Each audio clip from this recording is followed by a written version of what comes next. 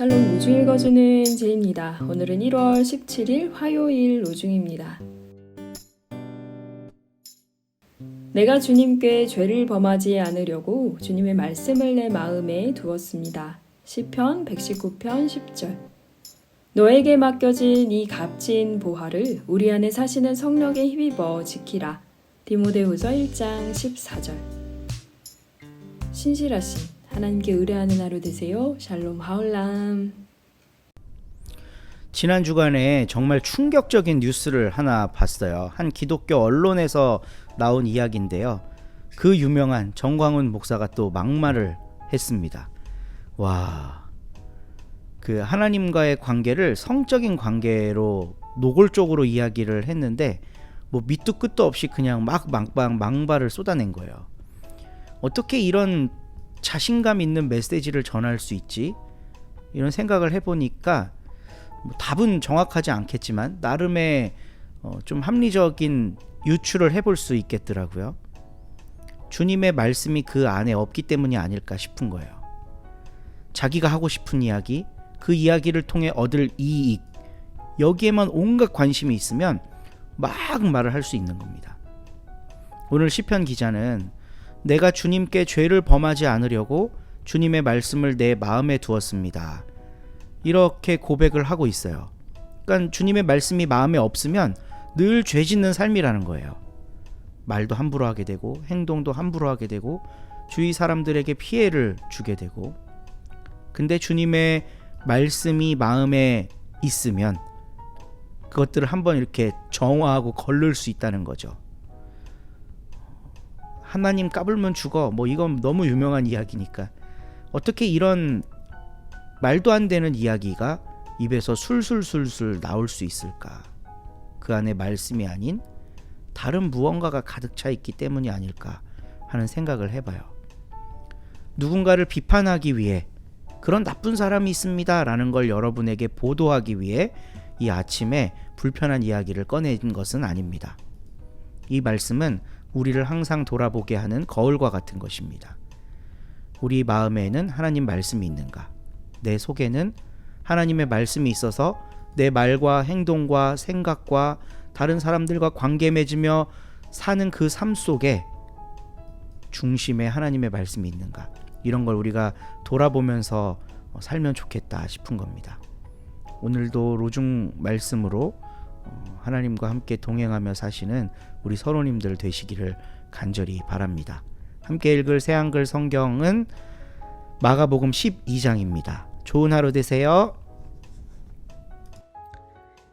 12장. 예수님이 그들에게 비유를 들어 말씀하기 시작하셨다. 어떤 사람이 포도밭을 일구고 울타리를 두르고 포도즙 받아 모으는 구덩이를 파고 망대를 세웠소.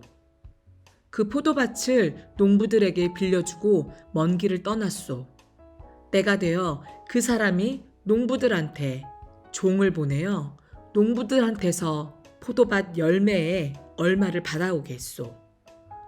농부들은 그 종을 붙잡아 매질한 뒤에 빈손으로 돌려보냈소. 주인은 농부들에게 다른 종을 다시 보냈소. 농부들은 그 종도 머리를 때리고 모욕했소. 그러자 또 다른 종을 보냈소. 그런데 그 종은 죽여버렸소. 다른 종들도 많이 내보냈는데 덜어는 매질하고 덜어는 죽여버렸소. 이제 한 사람이 남아있었는데 사랑하는 아들이었소.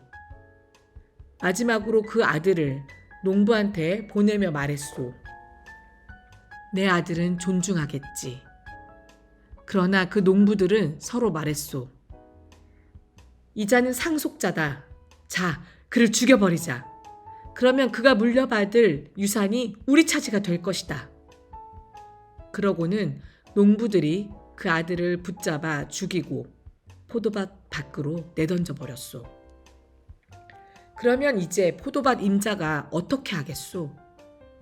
가서 농부들을 없애버리고 그 포도밭을 다른 사람들에게 맡길 것이오. 당신들은 이런 성경 말씀을 읽어본 적도 없소? 집 짓는 사람들이 내버린 돌, 바로 그 돌이 모퉁이의 머릿돌이 되었다. 주님에게서 비롯되었다. 이 일은 놀랍습니다. 우리 보기에는. 그들은 예수님을 붙잡으려고 했지만 무리를 두려워했다. 비유를 자기들 들으라고 말씀하신 줄 알아차렸기 때문이다. 그들은 예수님을 버려두고 떠나갔다. 그들이 바리새파 사람들과 헤롯 땅 사람들 가운데 몇 명을 예수님께로 보낸다. 예수님의 말씀에서 꼬투리를 잡으려는 것이다. 그들이 예수님께 와서 말한다. 선생님, 우리가 알기로 선생님은 참된 분이셔서 어느 누구의 눈치도 보시지 않습니다. 사람의 겉모습을 봐서 치우치지 않으시고 하나님의 길을 참되게 가르치시니까요. 카이사르에게 주민세를 바쳐도 괜찮은 건가요? 괜찮지 않은가요? 바쳐야 할까요? 바치지 말아야 할까요? 예수님이 그들의 위선적 속셈을 꿰뚫어 보시고 그들에게 말씀하셨다. 당신들은 어째서 나를 떠보는 것이오? 데나리온 하나를 가져오시오. 내가 볼 수 있도록 말이오. 그들이 가져오자 예수님이 물으신다. 이 돈에 새겨놓은 모습과 이름은 누구의 것이오? 그들이 예수님께 대답했다. 카이사르의 것입니다. 예수님이 그들에게 말씀하셨다. 카이사르의 것은 카이사르에게, 하나님의 것은 하나님께 돌려드리시오. 그들은 예수님의 말씀에 몹시 놀라워했다. 사두개파 사람들이 예수님께로 온다. 그들은 부활이 없다고 말하는 사람들이다. 그들이 예수님께 파고들어 여쭈었다. 선생님, 모세는 우리에게 이렇게 써주었습니다. 어떤 사람의 형제가 죽어 아내를 뒤로하고 떠났는데 자식을 남기지 않았다고 합시다. 그럴 때는 죽은 사람의 형제가 그 여자를 맞아들여야 합니다. 그래서 죽은 형제를 위해 후손을 꼭 낳아주어 대를 잇게 해야 합니다. 형제가 있었습니다. 첫째가 아내를 맞았는데 죽을 때 후손을 남기지 못했습니다. 둘째가 그 여자를 맞았으나 후손을 뒤에 남기지 못하고 죽었습니다. 셋째도 마찬가지였습니다. 그 7명이 후손을 남기지 못했습니다.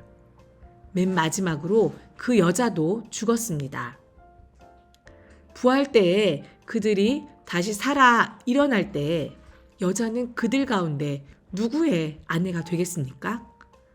그 7명이 그 여자를 아내로 맞아들였으니 말입니다. 예수님이 대답하셨다. 이런 까닭에 당신들이 속아 헤매고 있는 것이 아니오. 성경도 하나님의 능력도 알지 못하기 때문에 말이오. 사람들이 죽은 사람들 가운데서 살아 일어날 때는 장가도 가지 않고 시집도 가지 않소.